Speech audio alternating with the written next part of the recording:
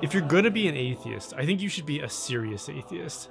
That's because there are serious forms of atheism. There have been serious atheistic thinkers who made serious contributions to that category of thought about the world, about science, and of course about religion. But I would say that a very unserious form of atheism appears when people ridicule Christian concepts, especially of something like the afterlife, when they say things like, if going to heaven is just floating around on pillowy clouds, playing the harp all day, then I don't want anything to do with it. I would reply to that by saying that if your understanding of the Christian religion, which has endured Roman persecution, the rebuilding of European civilization, Islamic invasion, countless wars and revolutions, if your understanding of that is a version of it that is fit for Saturday morning cartoons, then you probably aren't prepared to have adult conversations about it.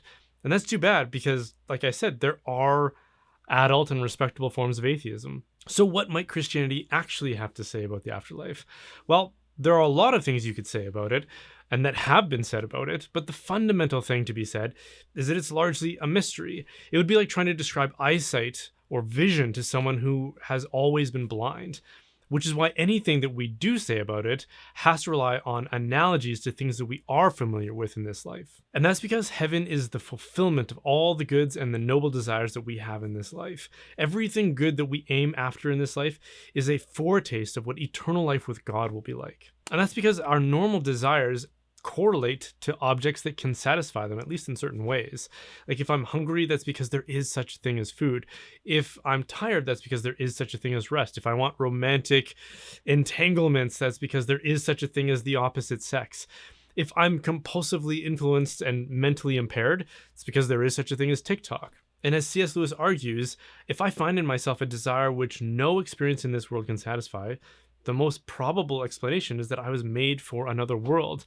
And I think there's a strong indication, based on one of the strongest motivations that we seem to have, what heaven might be like. Because think about all the things that you and I seek after most in this life. And before we do, let's just pause for a moment and be honest, at least with ourselves. It's just you and me, and I can't see you, so in reality, it's just you. You have nobody to impress as you answer this question. So just be honest.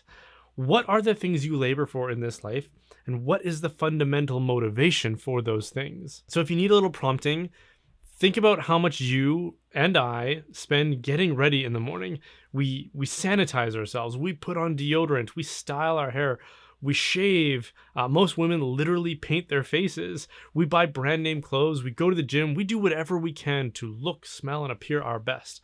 And most of us would be mortified if anyone, especially someone that we admire and respect, saw what we look like when we first wake up in the morning. What are some of the other things we do? We probably drive the best car we can afford. This is actually a really bizarre one in my opinion, because I've noticed that the smaller, let's say more rundown townhouses in my neighborhood, they're always the ones with the most extravagantly expensive cars in the driveway. And they're in the driveway because the house doesn't actually have a garage. In other words, they're sacrificing a better home for a car and probably other brand name things as well, which prevent them from accessing more important goods. How about our social media profiles? We only post things that make our lives look enviable. We post curated photos with filters on them. Pics from our vacations, inspirational quotes that make us appear affable and wise. We don't post the things that make us look like cranks or pessimists unless we're, sorely lacking in self-awareness and restraint. Think about our ambitions and the things that we daydream about. Who wouldn't want to be the best author or the best baseball player or football player, soccer player, or whatever it is, or maybe the best musician, whatever the thing is for you. And consider the fact that depending on which survey you consult, the most desired career among young people today is social media influencer. Now, let me ask you a question. Would any of this matter? Would any of this be worth our time and attention if we were the only person alive in the world? Would we bother coloring our hair when it goes gray, plucking our eyebrows, moisturizing our skin? Would we care at all about portraying ourselves in the most flattering light on social media? Would we care if we had a six-pack or not? Would we care about the brand of our car or our clothes or whatever it is? Would we be jealous of those who are the best at the thing that we admire? The answer, I hope you'll agree, is of course no, because behind all of those things, the real thing that's motivating our efforts is the approval we get for those things, the approval of others.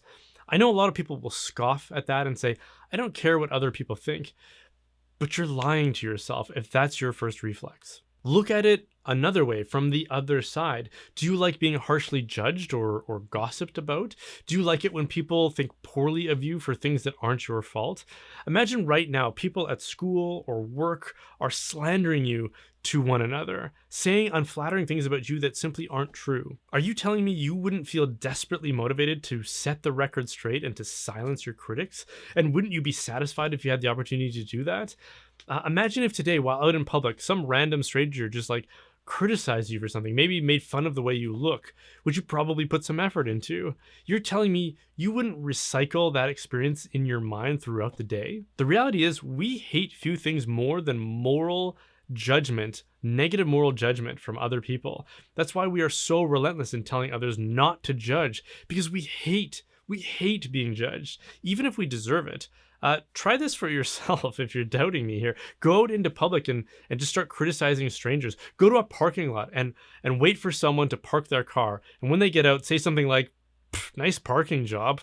You should learn how to drive. I guarantee you, if you did that to 10 people, not a single one will brush it off as if they don't care about what you have to say. Everyone will react negatively, even if they don't show it, as if your judgment of them matters and they need to react in some way. A friend of mine actually did this one time when a person driving an obnoxiously oversized and lifted truck took up 2 parking spots in a parking lot that he was in.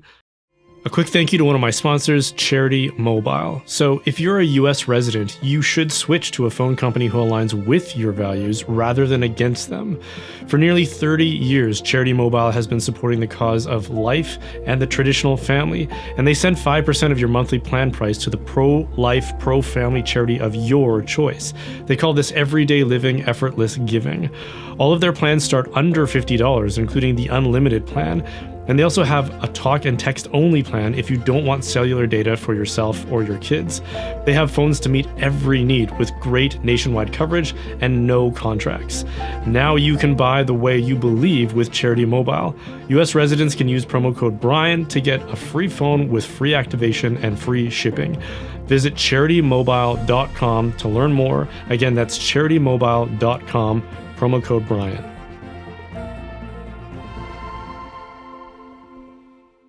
A friend of mine actually did this one time when a person driving an obnoxiously oversized and lifted truck took up 2 parking spots in a parking lot that he was in. My friend noticed, and I think he sarcastically said something like, nice parking job.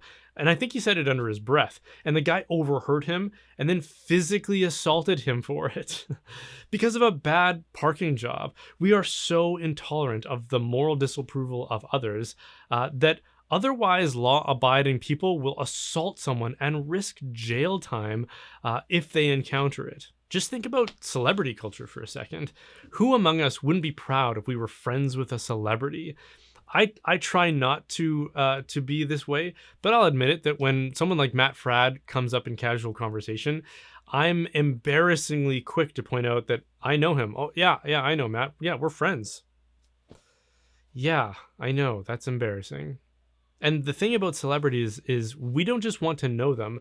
The thing that gets us really excited is when we can say they know us. Like imagine being at some sort of red carpet event and some celebrity you really like, maybe an actor or a politician you admire or an influencer, or maybe if you're Catholic, it's the Pope. Whoever or whatever it is that gets you going. Imagine they're walking by. You notice them, you wave at them all excited, and they walk by and then they go into their event and you're like, wow, look at how close I was. I saw them face to face. Now, as exciting as that might be, imagine if they stopped in front of everyone watching and looked at you and said, hey, it's you. I didn't know you were going to be here. Come on, come, jump over the railing. Come with me. And then you get to go with them and join them inside. That's the kind of thing that gets us excited. We don't just want to know who they are. It's easy. Everybody knows who they are.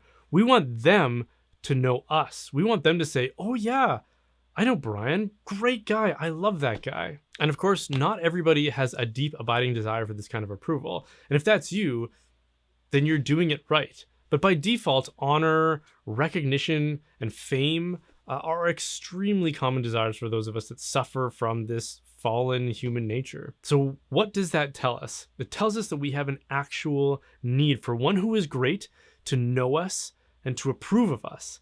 But the reality is no amount of earthly fame in this life will actually satisfy us. Just look at actual celebrities. Do they look satisfied?